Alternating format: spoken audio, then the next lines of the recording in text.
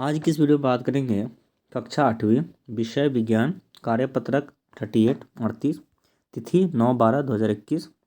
विद्यार्थी का नाम और कक्षा अध्यापक का नाम। विद्यार्थी अपना नाम यहाँ लिखें और कक्षा अध्यापक का नाम यहाँ पे लिखेंगे। आज का जो टॉपिक है वो जंतुओं में जनन। जैसा कि हम जानते हैं, पहले भी हम पढ़ चुके हैं जंतुओं में जनन किस तरह से होता है, उसी के हम आगे फर्दर डिटेल्स पढ़ेंगे, क्या चीज़ है कैसे है। अब तक हम जान चुके हैं, हमने निषेचन और उसके प्रकार के बारे में पढ़ा है, जैसे कि इंटरनल फर्टिलाइजेशन और एक्सटर्नल फर्टिलाइजेशन, निषेचन, ठीक है, आंतरिक और बाह्य हमने पढ़ा था। हम जानते हैं कि निषेचन के बाद क्या होता है। हम जानते हैं कि निषेचन के बाद नर युग्म शुक्राणु और मादा युग्मक अंडाणु के संलयन के युग्मनज का निर्माण होता है। भ्रूण का विकास कह रहा है, निषेचन के परिणाम स्वरूप युग्मनज बन जाता है जो भ्रूण में विकसित हो सकता है। जैसे कि आपको दिखाया है, निषेचन हुआ है, निषेचन में क्या हुआ जी, अंडाणु और ये शुक्राणु मिले हैं, उसका क्या बना है, युग्मनज बना है। जैसे केंद्रक है, संलयन है, ठीक है, जाइगोट बना है, उसका ये एम्ब्रॉय बना हुआ है। यहाँ पे एम्ब्रॉय कहने का मतलब क्या, आपका विकसित हो रहा भ्रूण। दूसरा क्या है, युग्मनज बार बार विभाजित होकर कोशिकाओं के गोले में बदल जाता है, जिसे भ्रूण कहते हैं। कोशिकाएं जब समूह बनाने लगती है तो शरीर विभिन्न ऊतकों और अंगों में विकसित होती है।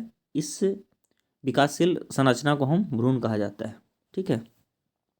आगे पॉइंट कहता है क्या, भ्रूण गर्भाशय की दीवार में रोपित होकर विकसित होता रहता है।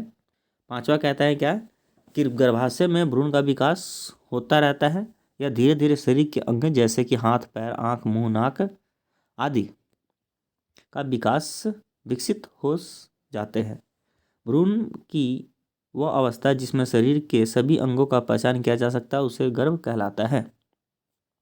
जैसे कि यहाँ पे दिखाया जा रहा है कि अंडाशय है, अंडाणु है, मिला है, अंडाशय से ओवरी से निकला हुआ अंडाणु, और फिर उसके बाद गर्भाशय का ये स्थिति दिखाया हुआ है। ये रोपित भ्रूण दिखाया गया है, ये द्वाल है किसका, गर्भाशय का। और ये आपका जो है यहाँ पे देखिए, ये इस तरीके से आपका ये गर्भाशय की गर्भ की अवस्था दिखाई गई है। अंतिम पॉइंट कहता है कि जब गर्भ और विकास पूरा हो जाता है तो नवजात शिशु का जन्म होता है। ये लगभग 9 महीने का समय लेता है। चलिए स्वयं को जांचिए और समझते हैं प्रश्न आज का क्या कहते हैं। पहला प्रश्न कहता है क्या, कि युग्मनज और गर्भ के बीच दो अंतर लिखिए। तो ये रहा आपका युग्मनज, यहाँ से आप लिखेंगे ये, यहाँ से यहाँ तक निषेचन का आंसर लिखेंगे ये1, ठीक है।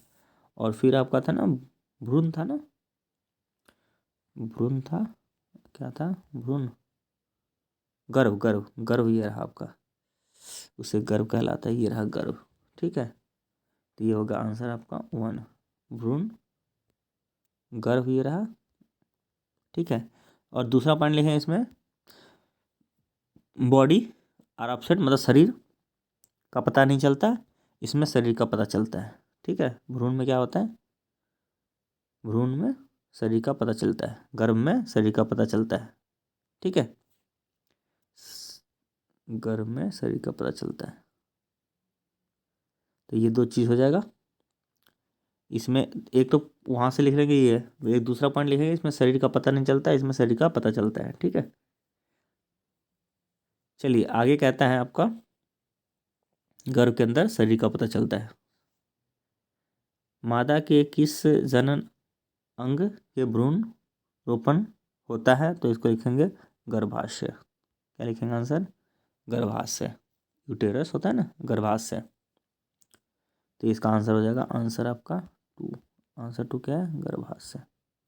चलिए आगे कहता है भ्रूण और गर्भ। तो भ्रूण और गर्भ ये रहा आपका भ्रूण।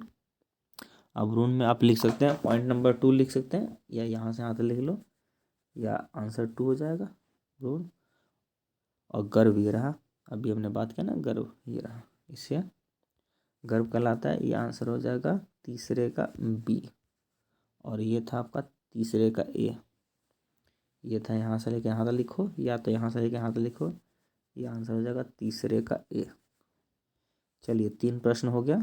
अब करते हैं अंतिम प्रश्न। अंतिम प्रश्न कहता है आपका, सही और गलत का निशान करें। वह कोशिका जो मनुष्य के नए जीव का प्रारंभ एंड युग्मक कहलाती है, गलत बात है। कहता है निषेचन के बाद अंडाणु एक पूर्ण एकल कोशिका में बदल जाता है, यह बात सही है। कह रहे निषेचन के परिणामस्वरूप सब एक युग्मज बनता है, ये बात सही है। और ये अंतिम गलत है, क्योंकि एक भ्रूण एकल कोशिका से बना होता है, गलत है। तो 2 सही है 2 गलत है। इस तरीके से वर्कशीट आपकी कंप्लीट हो जाती है, ये कार्यपत्रक आपका कंप्लीट हो जाता है। ठीक है, वीडियो को देखने के लिए बहुत बहुत धन्यवाद। प्लीज़ चैनल को सब्सक्राइब करें, वीडियो को लाइक करें और जितना से जितना हो सके शेयर करें।